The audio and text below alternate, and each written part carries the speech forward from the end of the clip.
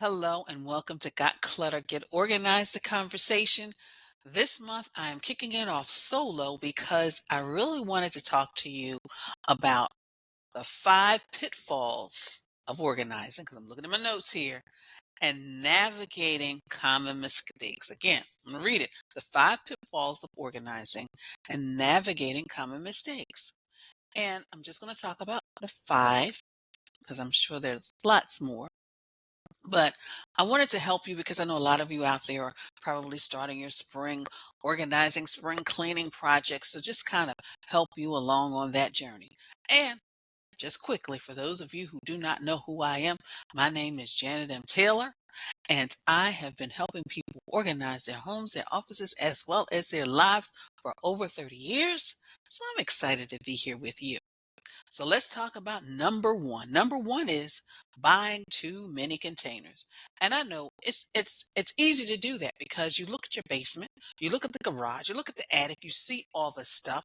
So in your mind, you're trying to calculate how much stuff you actually need. And one of the things I always say in all of my webinars and seminars is purge before you purchase. Because 80% of the stuff we keep, we never reference again, and we only wear 20% of our clothes 80% of the time. So the majority of the stuff that you're looking at, you probably will not use, want, or need. So that's number one, is buying way too many containers. But number two is not even decluttering.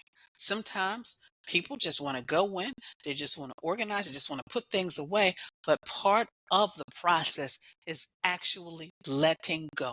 Letting go of the stuff we no longer use, we no longer need, we can't fit. Even if we could fit it, we don't even want to wear it. So it's important to declutter. It's important to let go. It's important to think, you know what, I haven't used this in maybe 2 years. I haven't worn this in 3 years. And also, don't just think about just like letting it go.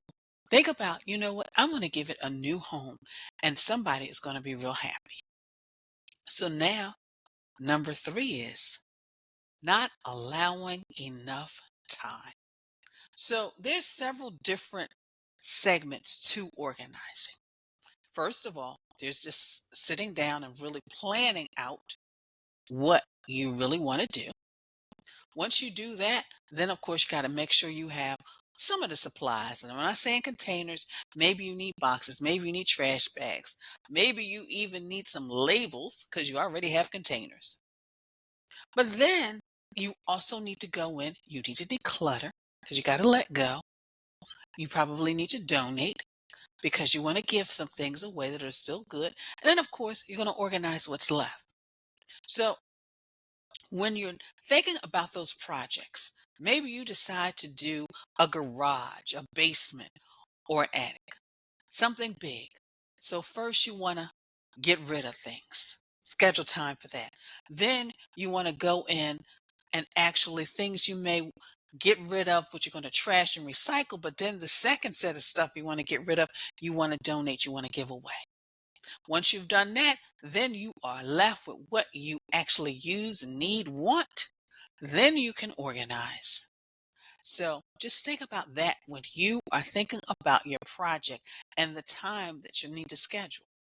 And also, even in those segments, those little, whether you do it for an hour, whether you do it maybe for half a day, make sure you break that time down. You want to have time to declutter and organize, but you also make sure you want to schedule time to actually take things to the donation, to the trash recycling site, etc. So that's three. Number four is not asking for help.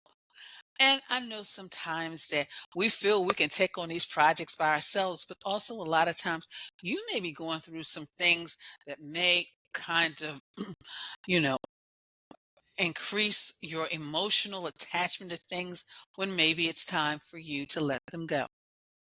I still remember when shortly after when my mother passed, I had to go through all of her paperwork. And when I say paperwork, I'm talking her bills. Now she passed in 2001. She had bills from the 60s. And so, but it was really nice to have my bestie there with her shredder. So when I looked at something, didn't want it, she shredded. I didn't have to touch things. Most recently, I worked with a client. She went through her closet and she got rid of so many clothes. She got rid of the clothes she no longer could fit and no longer looked good on her.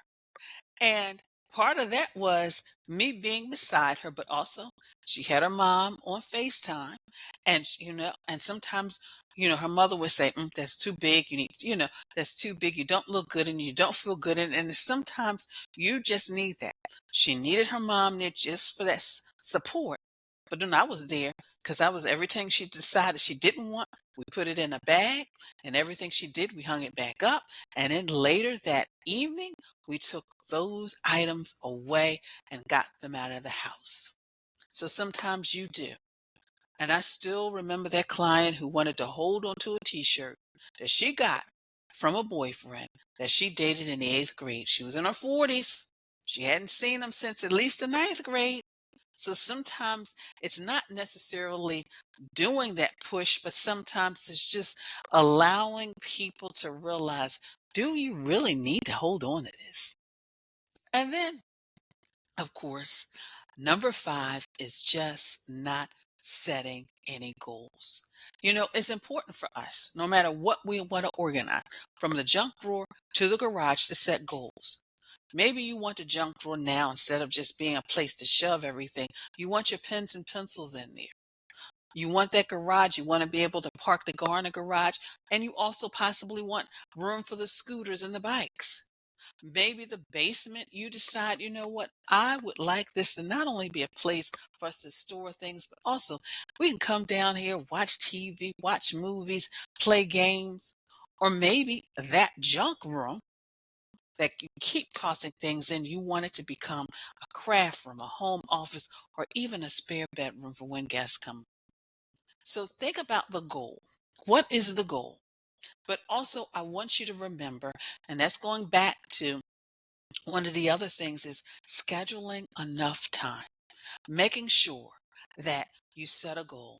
I want that garage organized so when I come home, I can just push a button and I can just drive the car in there. But also remembering that organizing is a process. The first process is, of course, just letting go of anything that's trash, letting go of anything that's recycled, and getting that out the house. Now, for some of you, like me, all you have to do is just sit it outside. But some of you have to get in the car and you have to go to the recycling center. So, scheduling time for that. Then the next thing is, okay, what do I want to let go of? What do I want to donate? What do I want to give away? And again, making sure you schedule time. So for some of us, you can just put it outside, put a little sign on it, free. Somebody will come and pick it up. But for others, you may have to put things in your car and take them to a location. And then, of course, once you've done that, the next thing is, and this is maybe when you want to go out and buy those cute little containers, is you organize what's left. But also, and that goal is making sure that once you do organize, that you have some type of system and discipline yourself to maintain it. So when it could be something is when you take something out, you put it back. Maybe once a year, after tax season, you actually, you know, make sure that every new tax season, you just kind of go through and see what you can get rid of, what you can shred, or what you want to scan. And of course, seasonally, whether it's the clothes that we wear or the items that we decorate our home, what are some of the things that you're using or what are some of the things that you're no longer using? So think about that. So I just wanted to share with you those mistakes so that you can truly, truly get organized this spring. So I would love to know. Post your comments below. Also, make sure you check out the links because not only do I have links to organizing resources, not only just for your life, but also for your business. Make sure you always check out and see which webinars, I was going to say website, which webinars we have coming up. So until next time, I want you to have a clutter-free day. Have a great spring.